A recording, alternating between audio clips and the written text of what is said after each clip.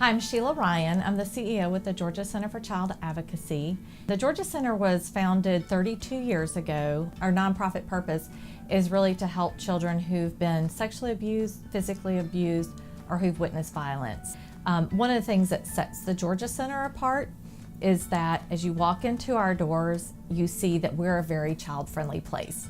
You come in and you see lots of bright colors, you see the toys.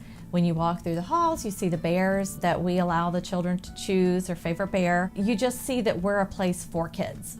And part of that is to make sure that when kids come here, they feel safe. And they realize in everything that we do and say and feel that we are a place for them. Last year, 800 kids came through the doors to receive forensic interviews. Their families got advocacy services from our family advocates.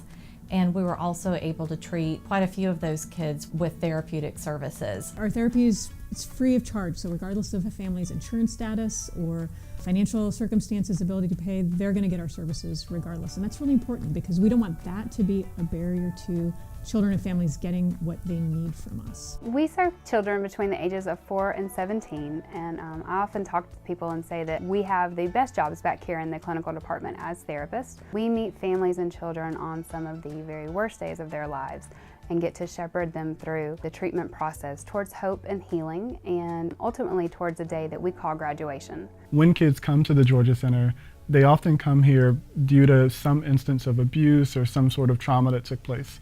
And one thing that we know is that when kids come in, they will often talk in depth about what happened to them. And that's really important. We don't want to avoid that or ignore that. We want them to open up and to share that which they're dealing with and what they're going through. We often tell clients that nobody wants to come and talk about the bad thing that happened, but it's through coming week after week to talk and to engage and to feel safe that we build those skills and help them know that they can overcome anything and they can talk about the bad thing that happened, and in talking about it, they're empowered. And that creates the hope and healing that moves them.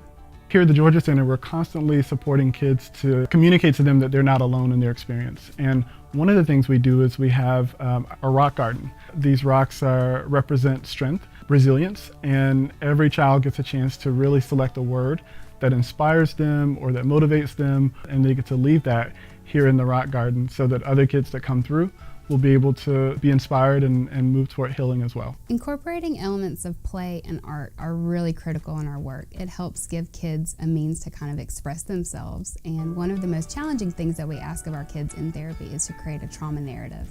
And so that's a way very different from the forensic interview where they're expressing what happened to them, and using an artistic way feels really safe. One of my most moving trauma narratives was actually a client who painted a mirror. The original painting on that mirror reflected who she was prior to the event that brought her to the Georgia Center.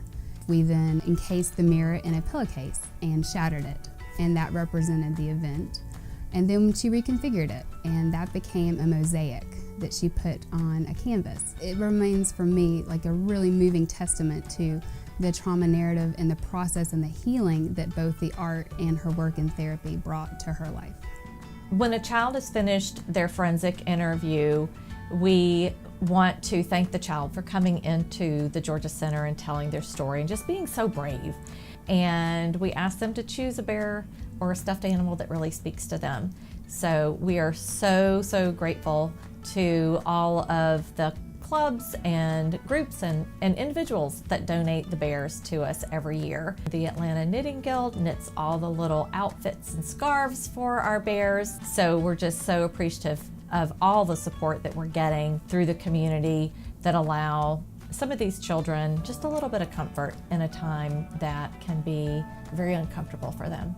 Typically in therapy, they refer to graduation as termination, and that's the ending of services. But here at the Georgia Center, we call it graduation because we are celebrating the accomplishments of the families and clients that we serve. We have balloons and streamers and cupcakes, and we really recognize all of their work and celebrate their achievements. And we couldn't do that without the support of our community. We appreciate all donations, big and small. They all go to help the kids that walk through our doors.